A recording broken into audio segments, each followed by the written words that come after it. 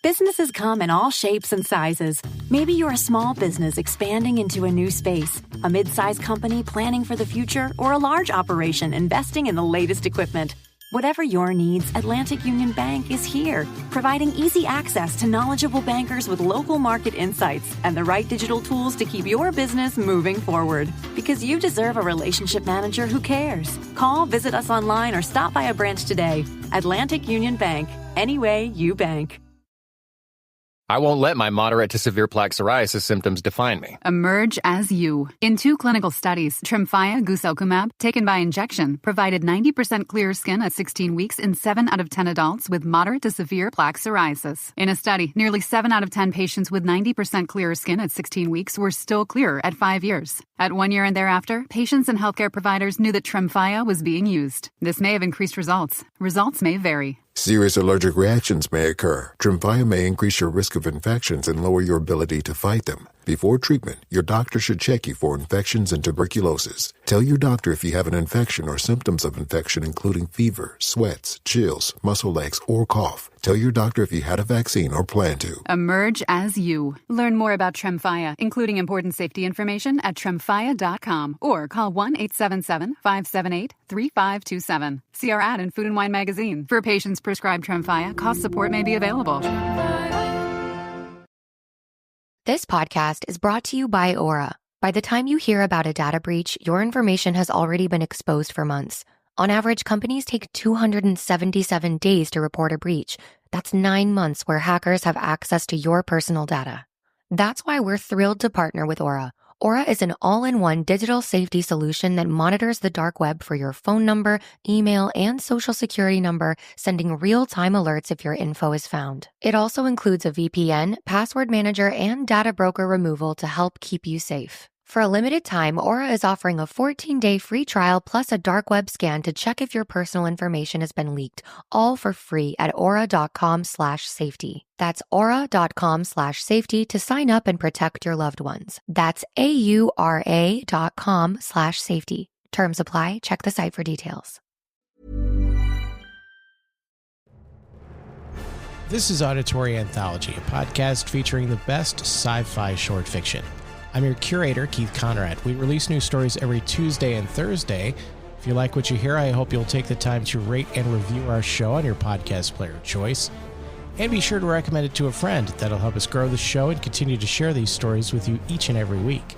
You can also support the show by subscribing to our new Substack at auditoryanthology.substack.com. By becoming a paid subscriber, you'll help keep the stories coming, and you'll also get every episode completely commercial-free, and you can vote on which story will feature in upcoming episodes. If you have a story you'd like to contribute to this series, you can visit submissions.soundconceptmedia.com or just follow the link in the show notes. This week's story is The Engineer by Frederick Pohl and C.M. Kornbluth. When a mysterious leak threatens a deep-sea oil operation, the man in charge must hold the line even as the pressure, both literal and figurative, continues to mount. It's a little like The Abyss with corporate bureaucracy instead of Navy SEALs and aliens.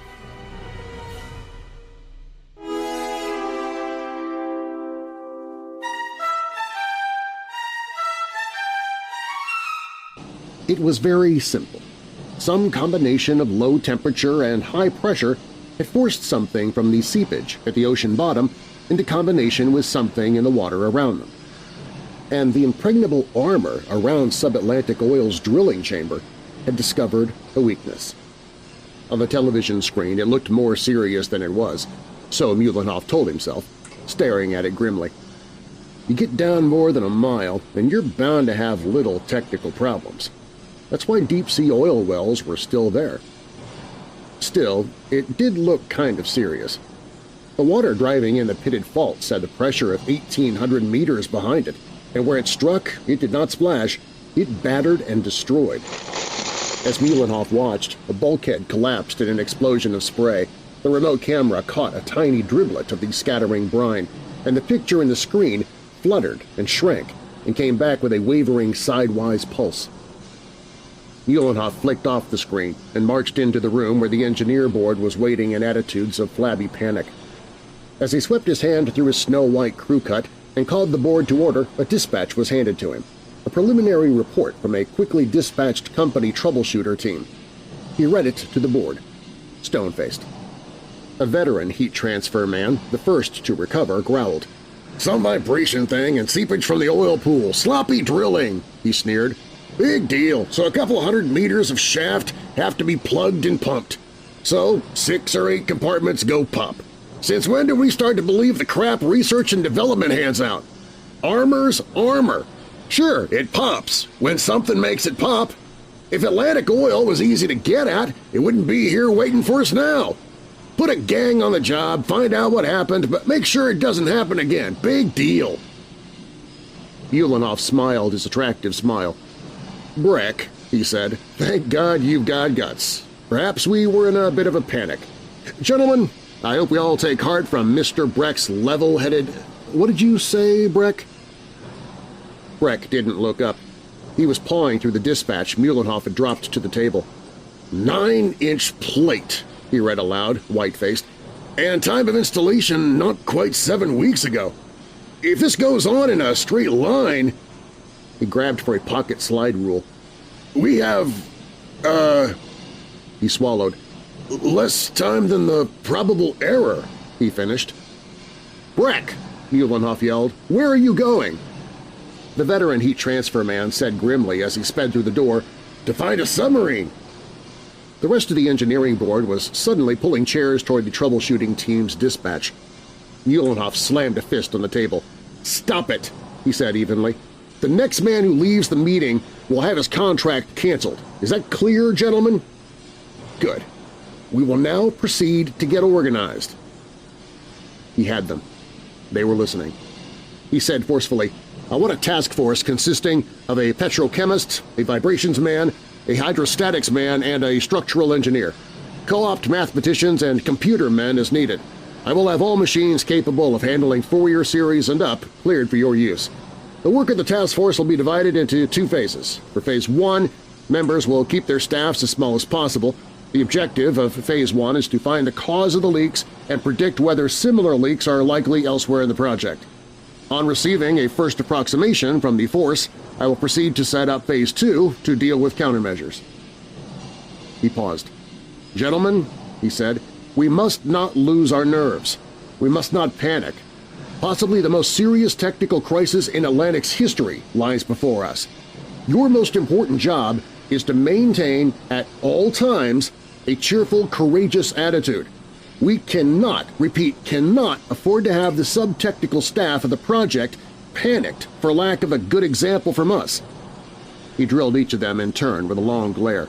"And," he finished, "if I hear of anyone suddenly discovering emergency business ashore, the man who does it better get fitted for a sludge monkey's suit, because that's what he'll be tomorrow. Clear?" Each of the executives assumed some version of a cheerful, courageous attitude. They looked ghastly, even to themselves. Muhlenhoff stalked into his private office, the nerve center of the whole bulkheaded works. In Muhlenhoff's private office, you'd never know you were 1,800 meters below the surface of the sea. It looked like any oil man's brass hat office anywhere, complete to the beautiful blonde outside the door, but white-faced and trembling, the potted palm, though the ends of its fronds vibrated gently, and the typical section chief bursting in the typical flap. "Sir," he whined, frenzied, "Section 6 has pinholed! The corrosion! Handle it!" barked Muhlenhoff and slammed the door. Section 6 be damned! What did it matter if a few of the old bulkheads pinholed and filled? The central chambers were safe until they could lick whatever it was that was corroding. The point was you had to stay with it and get out the oil, because if you didn't prove your release, Petromex would. Mexican Oil wanted those reserves mighty badly. Muhlenhoff knew how to handle an emergency. Back away from it, get a fresh slant. Above all, don't panic. He slapped a button that guaranteed no interruption and, irritably, seeking distraction, picked up his latest copy of the New Review, where he was, among other things, an intellectual as time allowed. Under the magazine was the latest of several confidential communications from the Home Office. Muhlenhoff growled and tossed the magazine aside. He reread what Priestley had to say.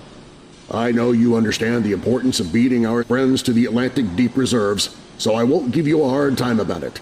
I'll just pass it on the way Lundstrom gave it to me. Tell Muhlenhoff he'll come back on the board or on a board, and no alibis or excuses. Get it? Well, hell. Muhlenhoff threw the sheet down and tried to think about the damned corrosion leakage situation. But he didn't try for long. There was, he realized, no point at all in him thinking about the problem. For one thing, he no longer had the equipment. Muhlenhoff realized, wonderingly, that he hadn't opened a table of integrals for 10 years. He doubted that he could find his way around the pages well enough to run down a tricky form. He'd come up pretty fast through the huge technical staff of Atlantic. First, he had been a geologist in the procurement section, one of those boots-and-leather jacket guys who spent his days in rough, tough blasting and drilling, and his nights in rarefied scientific air, correlating and integrating the findings of the day. Next, he'd been a chief geologist, chairborne director of youngsters, now and then tackling a muddled report with theory of at least squares and Gibbs' phase rule that magically separated dross from limpid fact. Or, he admitted wryly, at least turning the muddled reports over to mathematicians who specialized in those disciplines. Next, he had been a raw materials committee member who knew that drilling and figuring weren't the almighty things he had supposed them when he was a kid, who began to see the big picture of offshore leases and depreciation allowances, of power and fusible rocks and steel for the machines, butane for the drills, plastics for the pipelines, metals for the circuits, the computers, the doors, windows, walls, tools, utilities. A committee man who began to see that a friendly beer poured for the right resources commission man was really more important than least squares or phase rule, because a resources commissioner who didn't get along with you might get along, for instance, with somebody from Coastwide, and allot to Coastwide the next available block of leases, thus working grievous harm to Atlantic and the billions it served. A committee man who began to see that the big picture meant government and science leaning chummily against each other, government setting science new and challenging tasks like the billion-barrel procurement program, science backing government with all its tremendous prestige. You consume my waste hydrocarbons, Muhlenhoff thought comfortably, and I'll consume yours. Thus mined, smelted, and milled, Muhlenhoff was tempered for higher things. For the first, the technical directorate of an entire Atlantic Subsea Petroleum Corporation district and all wells, fields, pipelines, stills, storage fields, transport, fabrication, and maintenance appertaining thereto. Honors piled upon honors. And then he glanced around him at the comfortable office. The top. Nothing to be added but voting, stock, and board membership, and those within his grasp, if only he weathered this last crisis. And then the rarefied height he occupied alone. And by God, he thought I'd do a damn good job of it. Pleasurably, he reviewed his conduct at the meeting. He'd already forgotten his panic. Those shaking fools would have brought the roof down on us, he thought savagely. A few gallons of water in an unimportant shaft, and they're set to message the Home Office, run for the surface, abandon the whole project. The big picture. They didn't see it, and they never would. He might, he admitted, not be able to chase an integral form through a table, but by God he could give the orders to those who would. The thing was organized now. The project was rolling. The task force had its job mapped out, and somehow, although he would not do a jot of the brain-wearing, eye-straining actual work, it would be his job because he had initiated it. He thought of the flat, dark square miles of calcareous ooze outside, under which lay the biggest proved and untapped petroleum reserve in the world. Sector 41, it was called on the hydrographic charts. Perhaps someday the charts would say Muhlenhoff Basin. Well, why not? The emergency intercom was flicking its red call light pusillanimously. Muhlenhoff calmly lifted the handset off its cradle and ignored the tiny bleat. When you gave an order, you had to leave the men alone to carry it out. He relaxed in his chair and picked up a book from the desk. He was, among other things, a student of old American history, as time permitted. 15 minutes now, he promised himself, with the heroic past, and then back to work refreshed. Muhlenhoff plunged into the book. He had schooled himself to concentration. He hardly noticed when the pleading noise from the intercom finally gave up trying to attract his attention. The book was a study of that Mexican War in which the United States had been so astonishingly deprived of Texas, Oklahoma, and points west under the infamous Peace of Galveston. The story was well told. Uhlenhoff was lost in its story from the first page. Good thumbnail sketch of President Lopez, artistically contrasted with the United States Whitmore. More in sorrow than in anger, off-the-cuff psychoanalysis of the crackpot Texan Byerly, derisively known to Mexicans as El Cacafuego. Byerly's raid at the head of his screwball irredentists, their prompt annihilation by the Mexican 3rd Armored Regiment, Byerly's impeccably legal trial and execution at Tehuantepec. Stiff diplomatic note from the United States. Bland answer. Please mind your business, senors, and we will mind ours. Stiffer diplomatic note. We said please, senors, and we cannot let it go at that. Very stiff diplomatic note. And Latin temper flares at last. Mexico severs relations. Bad to worse. Worse to worst. Massacre of Mexican nationals at San Antonio. Bland refusal of the United States federal government to interfere in local police problem of punishing the guilty. Mexican 3rd Armored raids San Antone, arrests the murderers, feted for weeks their faces in the papers, their proud boasts of butchery retold everywhere, and hangs them before recrossing the border. United States declares war. United States loses war, outmaneuvered, outgeneraled, out-logisticated, outgunned, outmanned, and outfought.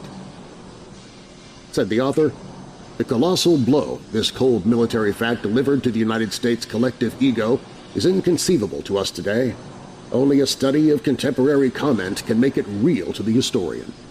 The choked hysteria of the newspapers, the raging tides of suicides, Whitmore's impeachment and trial, the forced resignations of the entire general staff, all these serve only to sketch in the national mood. Clearly something had happened to the military power, which within less than 5 decades previous had annihilated the war machines of the Common Form and the Third Reich. We have the words of the contemporary military analyst Osgood Ferguson to explain it. Quote, the rise of the so-called political general means a decline in the efficiency of the army. Other things being equal, an undistracted professional beats an officer who is half soldier and half politician. A general who makes it his sole job to win a war will infallibly defeat an opponent who by choice or constraint must offend no voters of enemy ancestry, destroy no cultural or religious shrines highly regarded by the press, show leniency when leniency is fashionable at home, display condign firmness when the voters demand it, though it cause his zone of communications to blaze up into a fury of guerrilla clashes, chooses invasion routes to please a State Department apprehensive of potential future entente, unquote. It is unfortunate that most of Ferguson's documentation was lost when his home was burned during the unsettled years after the war. But we know that what Mexico's President Lopez said to his staff was, "My generals win me this war." And this entire volume does not have enough space to record what the United States generals were told by the White House, the Congress as a whole, the committees on military affairs, the special committees on conduct of the war, the State Department, the Commerce Department, the Interior Department, the Director of the Budget, the War Manpower Commission, the Republican National Committee, the Democratic National Committee, the Steel Lobby, the Oil Lobby, the Labor Lobby, the political journals, the daily newspapers, the broadcasters, the ministry, the Granges, the Chambers of Commerce. However, we do know, unhappily, that the United States generals obeyed their orders. This sorry fact was inscribed indelibly on the record at the Peace of Galveston. Uhlenhoff yawned and closed the book. An amusing theory, he thought, but then, political generals? Nonsense. He was glad to see that his subordinates had given up their attempt to pass responsibility for the immediate problem to his shoulders. The intercom had been silent for many minutes now. It only showed, he thought comfortably, that they had absorbed his leading better than they knew. He glanced regretfully at the door that had sheltered him for this precious, refreshing interlude from the shocks of the project outside. Well, the interlude was over. Now to see about this leakage thing. Uhlenhoff made a note, in his tidy, card-cataloged mind, to have maintenance on the carpet. The door was bulging out of true. Incredible sloppiness. and some damned fool had shut the locks in the ventilating system. The air was becoming stuffy. Aggressive and confident, the political engineer pressed the release that opened the door to the greatest shock of all.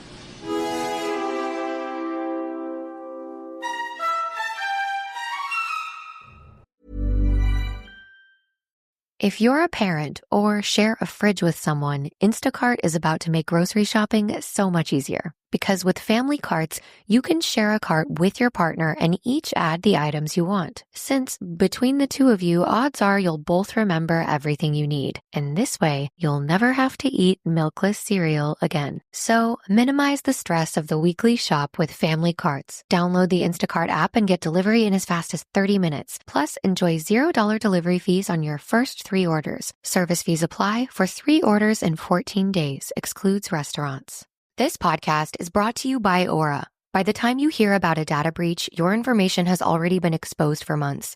On average, companies take 277 days to report a breach. That's 9 months where hackers have access to your personal data. That's why we're thrilled to partner with Aura. Aura is an all-in-one digital safety solution that monitors the dark web for your phone number, email, and social security number, sending real-time alerts if your info is found. It also includes a VPN, password manager, and data broker removal to help keep you safe. For a limited time, Aura is offering a 14-day free trial plus a dark web scan to check if your personal information has been leaked, all for free at aura.com/safety. That's aura.com/safety to sign up and protect your loved ones. That's aura.com/safety. Terms apply. Check the site for details. Auditory Anthology is curated and produced by me, Keith Conrad.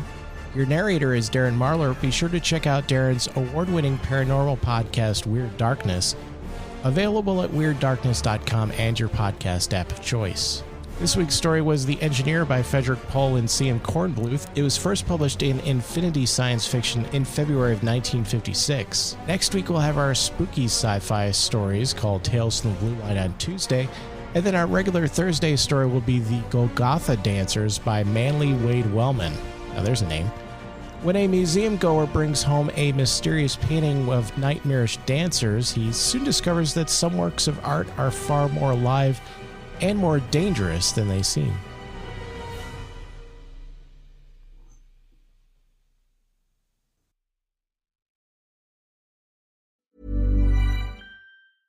This podcast is brought to you by Aura.